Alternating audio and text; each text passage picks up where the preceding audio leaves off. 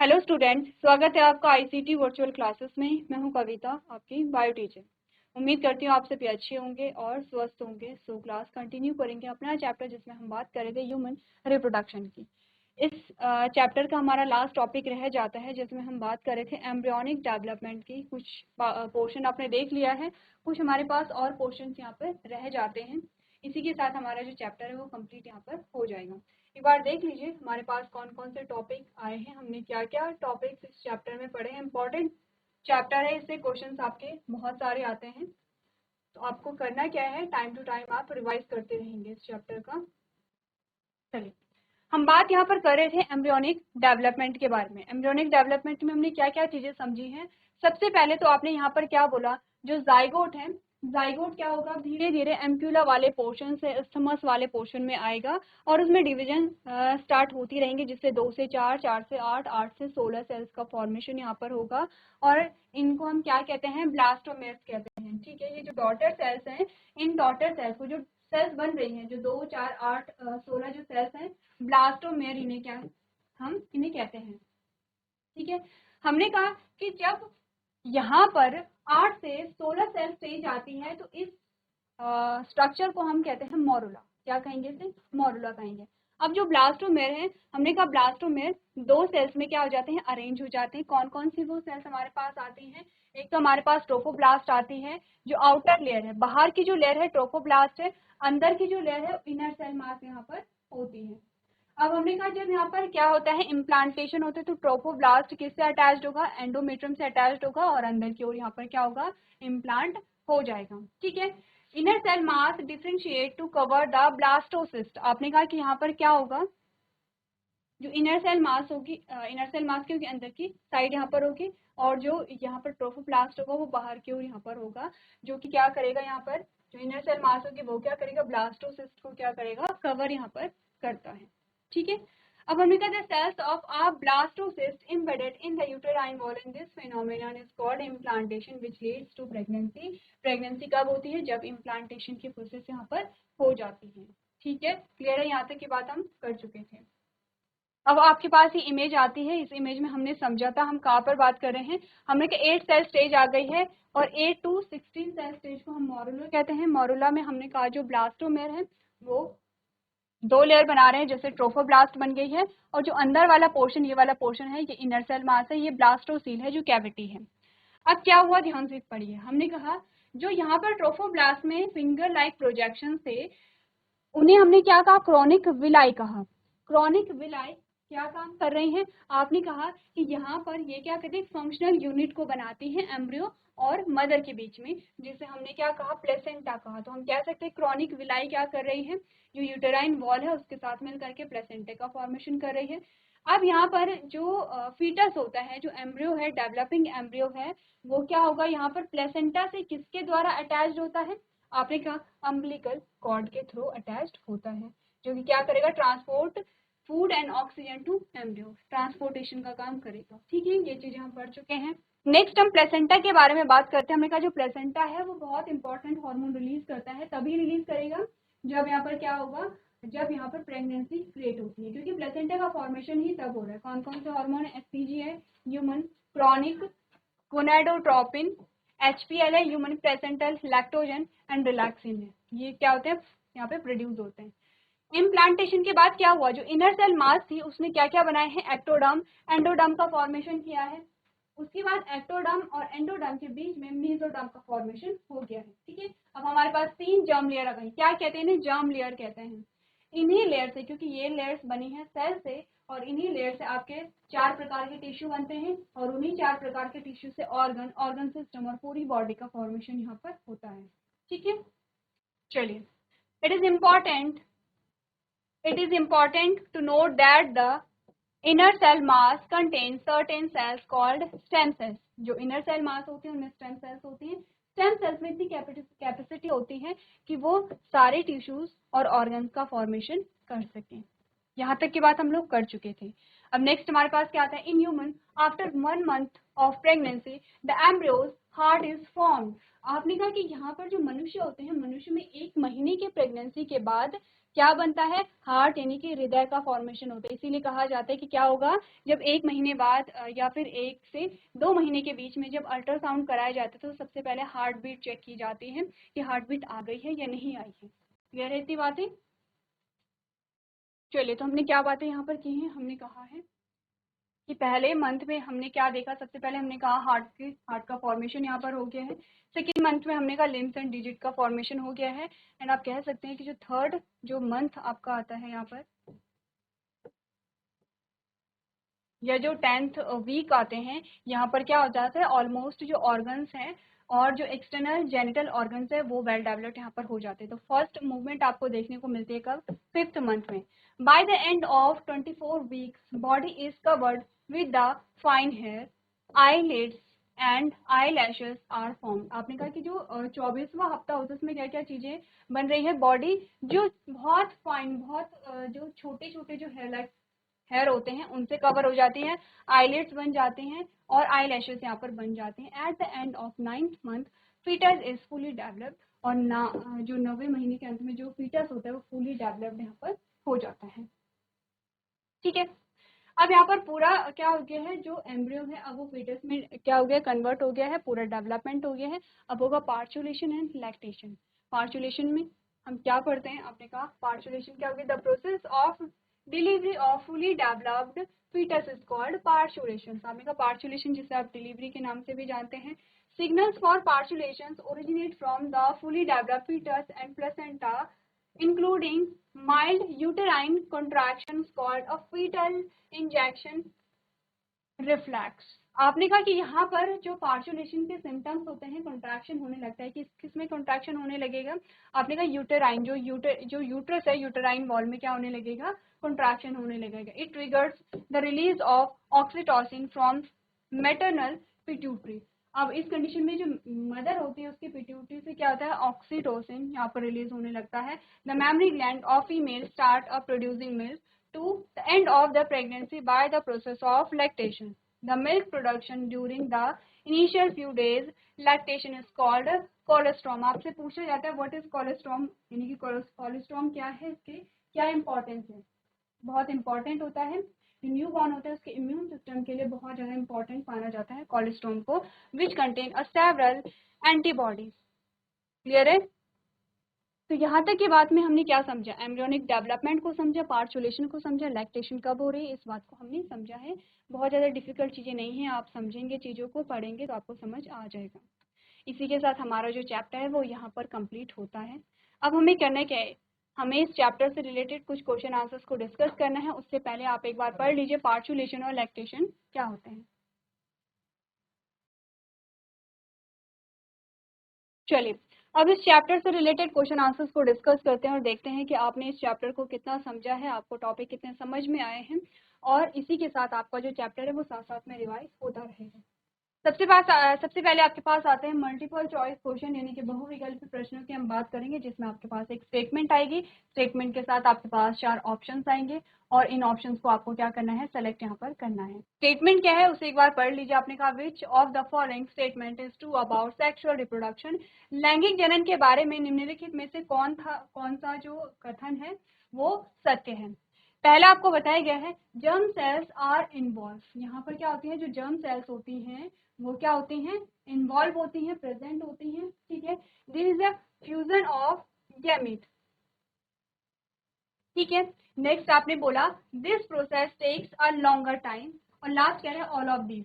इसका सही आंसर क्या होगा, आपने कहा यहाँ पर जो लैंगिक जनन है इसमें क्या होते हैं, जर्म सेल्स इन्वॉल्व होते हैं। बिल्कुल सही बात है, यहाँ पर जर्म सेल्स इन्वॉल्व होते हैं।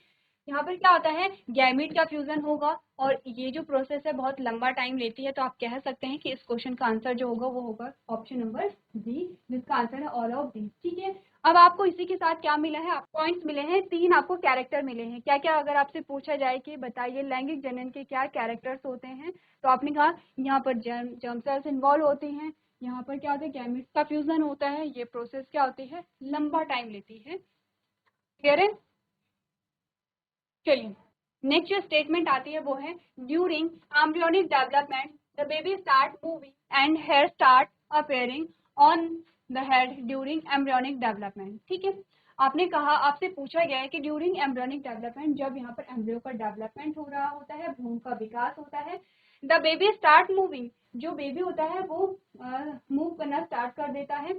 सेकेंड आपने बोला and hair start appearing on the head during the embryonic development, और वहाँ पर जो सर में होते हैं वो बाल यहाँ पे ग्रो होने लगते हैं। किस मंथ में है? 4th मंथ में है, 5th मंथ में है, 8th मंथ में है, 9th मंथ में। इजी क्वेश्चन है, कुछ देर पहले हमने यहाँ पर इस क्वेश्चन का आंसर सॉल्व किया था। 5th मंथ में हमने कहा था मूवमेंट यहाँ पर आने लगती है। तो आपको ध्यान रखने की, सबसे पहले क्या हुआ, फर्स्ट मंथ के एंड में हार्ट डेवलप हुआ है, फिर लिम्स एंड डिजिट यहाँ पर क्या हो जाते हैं, डेवलप हो जाते हैं। फिर 3rd मंथ या फिर 10th वीक के अराउंड आपने कहा कि यहाँ पर क्या हो जाते हैं, जो मेजर जो ऑर्गन्स है वो यहाँ पर बनने शुरू हो जाते हैं। 5th मंथ में क्या हो जाते हैं, मूवमेंट आ जाती है। तो ये सारे चेंजेस की हमने यहाँ पे क्या की थी, बात की थी।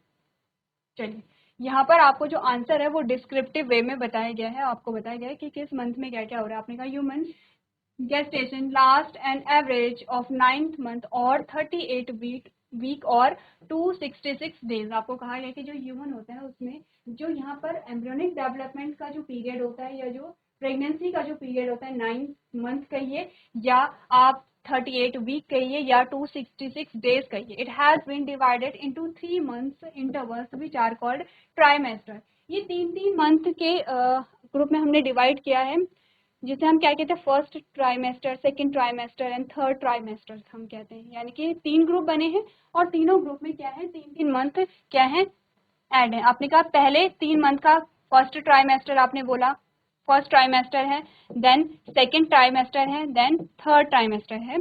तो यहाँ पर कितने टोटल मंथ हो गए हैं, 9 मंथ टोटल यहाँ पर हो गए हैं। नेक्स्ट हमने बोला फर्स्ट ट्राइमेस्टर की बात करें, फर्स्ट 2-3 मंथ, यानी कि पहले ट्राइमेस्टर में क्या आते हैं, पहले से 3 फर्स्ट टू 3rd महीने की फर्स्ट मंथ से 3rd मंथ तक की हम बात कर रहे हैं, यानी कि 1 से 12 वीक की यहाँ पर बात हो रही है। ठीक है, pre embryonic and embryonic development start. हमने बोला कि यहाँ पर प्री एम्ब्रियोनिक यानी कि एम्ब्रियो बनने से पहले और एम्ब्रियो बनने के बाद के डेवलपमेंट हम देखते हैं, जिसमें सेकेंड ट्राइमेस्टर में क्या होता है, सेकेंड ट्राइमेस्टर में क्या होगा, यहाँ पर जो सेकेंड 3 मंथ होते हैं, यानी कि 4th, 5th एंड 6th। ठीक है, ये होंगे यहाँ पर। आपने बोला वीक क्या होंगे, 13 to 24 वीक्स होते हैं। यहाँ पर क्या होता है, the fetal development start and most of organs get develop. ठीक है, 3rd ट्राइमेस्टर जो लास्ट होता है आपका 6 जो 7th, 8th और 9th वाला होता है, जो 3rd होता है, जिसमें आपने कहा कि कौन से वीक होते हैं, वीक 25th टू बर्थ। यहाँ पर क्या होता है, the baby continue to grow and there is a massive development in the baby, including क्या क्या 3rd ट्राइमेस्टर में क्या क्या चेंजेस आते हैं, bone get hardened, fingernails are visible, development of sense organ आने लगते हैं, shows of various movement like a stretching, kicking, etc.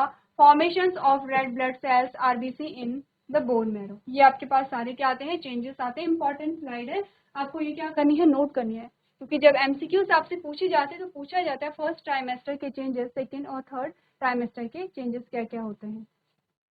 चलिए, तो अगला प्रश्न देखते हैं। नेक्स्ट हमारे पास क्वेश्चन आया है, उसमें आपसे क्या पूछा गया है। अपनी स्टेटमेंट पढ़िए, साथ में ऑप्शन को आप देखिए। स्टेटमेंट आपसे पूछी गई है, the biological process involve in the formation of gamete is called. आपने बोला जो गैमेट होते हैं, जो युग्मक निर्माण की जो जैविक प्रक्रिया होती है या बायोलॉजिकल प्रोसेस होती है, क्या कहते हैं उसे, क्या उसे हम oogenesis कहते हैं, या उसे हम गैमेटोजेनेसिस कहते हैं, या उसे हम स्पर्मेटोजेनेसिस कहते हैं, या नन ऑफ दीज कहते हैं। ठीक है, अगर हम oogenesis कहें तो हमने कहा जो ओवम होता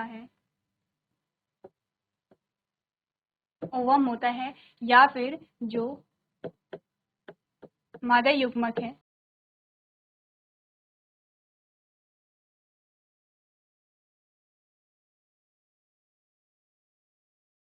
मादा युग्मक के बनने की प्रक्रिया को कहते हैं, यानी कि formation of female gamete.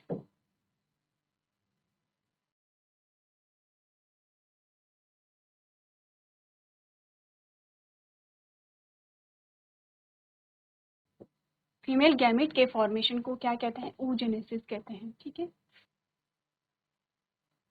Second हम बात कर लेते हैं यहाँ पर किसके बारे में,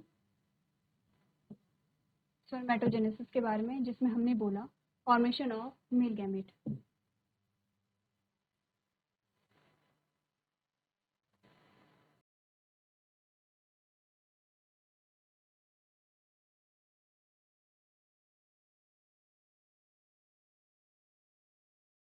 इसका मतलब क्या हुआ? नर युग्मक के निर्माण की प्रक्रिया।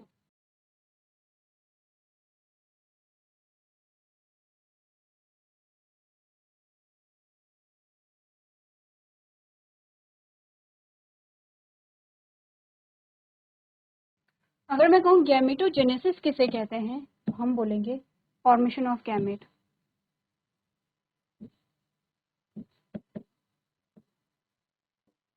अब इस गैमीट में किसी की भी बात हो सकती है, मेल और फीमेल, यानी कि हमने बोला युग्मक।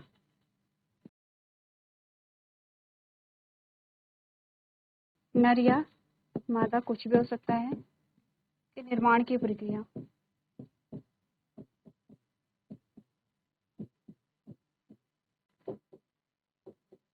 ठीक है, तीनों जो आपके पास, उसको हमने बोला ओवम या oogenesis किसे कहते हैं। डेफिनेशन आपके पास आ जाती है कि oogenesis किसे कहते हैं। आपने बोला फॉर्मेशन ऑफ ओवम, या फिर आपने बोला मादा युग्मक के निर्माण की प्रक्रिया, या फिर आपने बोला फॉर्मेशन ऑफ फीमेल गैमेट। ठीक है, oogenesis में आप फीमेल गैमेट के निर्माण की बात करते हैं।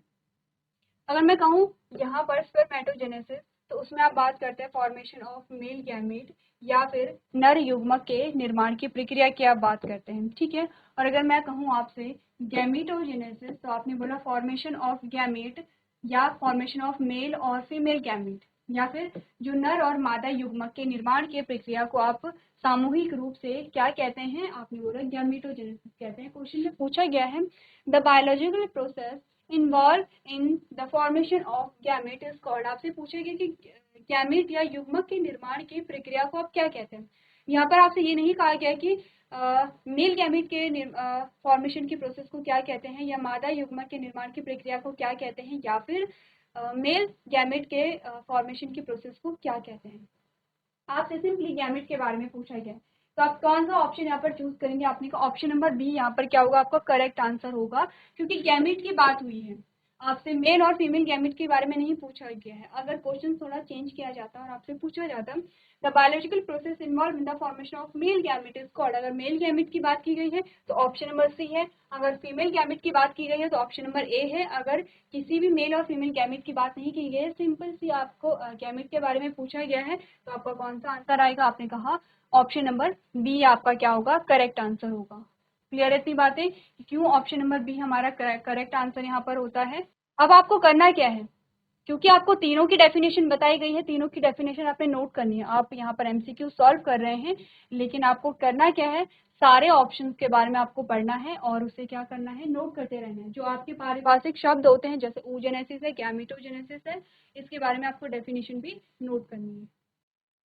चलिए, तो अगला प्रश्न देख लेते हैं। नेक्स्ट क्वेश्चन आपसे पूछा गया है, उसमें आपसे कहा गया which of the following hormones are involve in the process of oogenesis। oogenesis की फॉर्मेशन में कौन से हार्मोन इन्वॉल्व होते हैं। oogenesis क्या है, फॉर्मेशन ऑफ ओवम, यानी कि हम oogenesis में क्या पढ़ते हैं, फीमेल गैमेट के फॉर्मेशन को पढ़ते हैं।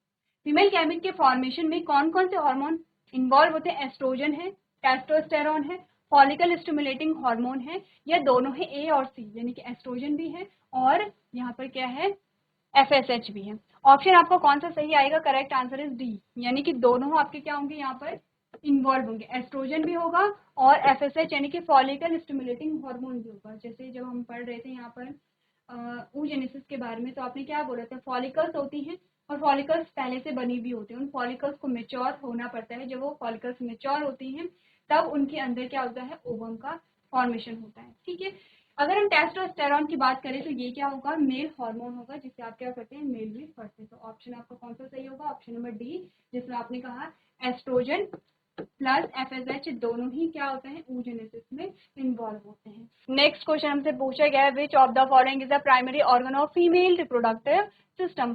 फीमेल रिप्रोडक्टिव सिस्टम के लिए जो प्राइमरी ऑर्गन है वो कौन सा है, वो आपसे पूछा गया है। प्राइमरी ऑर्गन, जब भी हम रिप्रोडक्टिव सिस्टम की बात करते हैं तो प्राइमरी ऑर्गन वो होते हैं जहाँ पर गैमीट का फॉर्मेशन होता है। अब आपको ये देखना है कि फीमेल में गैमीट का फॉर्मेशन कहाँ पर हो रहा है। इजी क्वेश्चन है, आपका आंसर आएगा यहाँ पर ओवरी।